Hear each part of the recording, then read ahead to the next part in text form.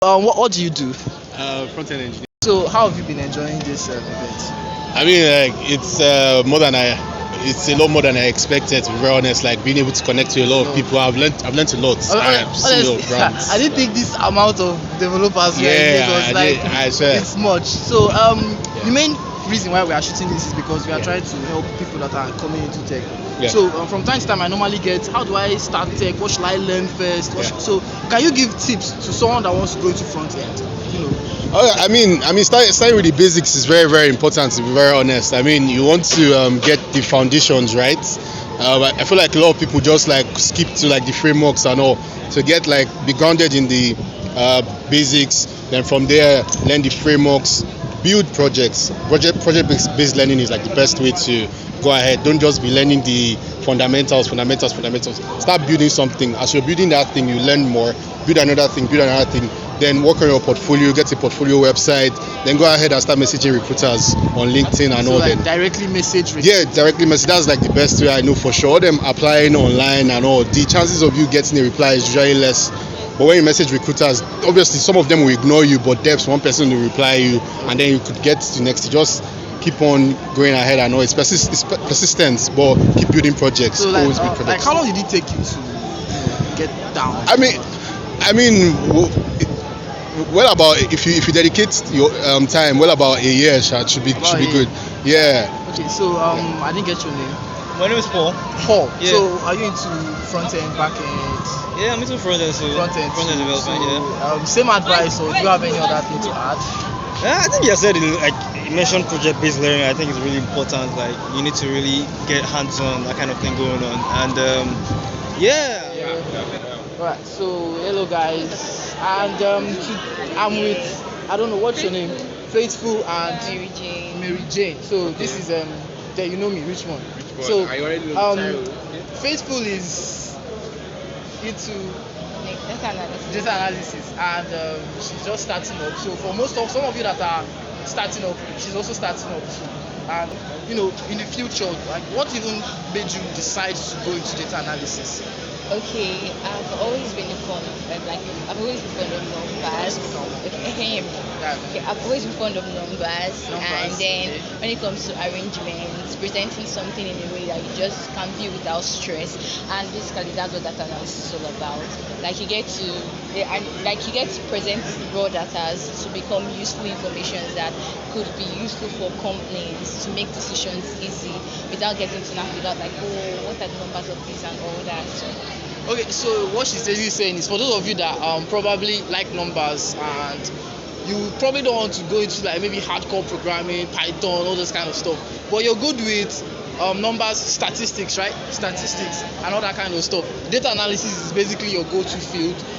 By God's grace, I'm sure we are going to interview some top-notch data analysts today, and we'll get some more in-depth insights. But thank you very much for interview. All right. Richmond here again. Oh my goodness. What is your name, lady? Wonuola. What? Wonuola. Manuela. So she's a front end dev, and she's going to be giving you guys some of her advice on how to get into front end and don't get discouraged and all that kind of stuff. So over to Manuela. Okay, this is not an aspire to perspire to anything IR. It's just what not to do, run away from it. Don't fall into tutorial hell. Watching many tutorial attempts, they have their own methods, and don't get confused. Just choose like few guys that that you really understand, and follow people that share content on Twitter. And don't be shy to join Twitter communities, to ask questions, and at the same time, don't also be shy to put questions out on communities on Slack, because they'll help you. Slack. Yeah.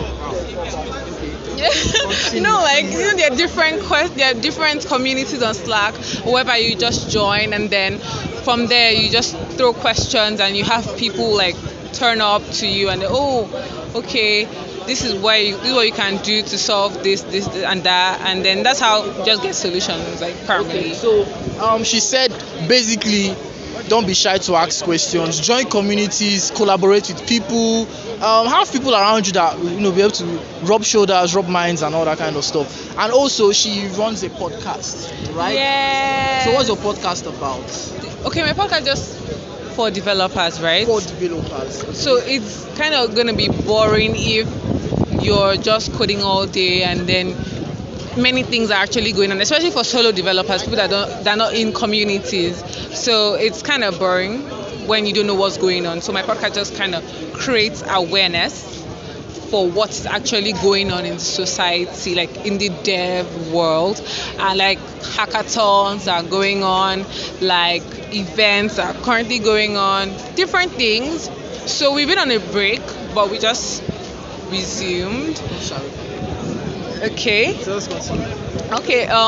So we just resumed, and these are what the light of things are. Like open source now. Like we're currently in an open source season on the podcast because we're talking about like different ways you can contribute to open source and start open source. And we are also planning to bring Ruth Ikega, the queen of open source. We're bringing her on the podcast very soon.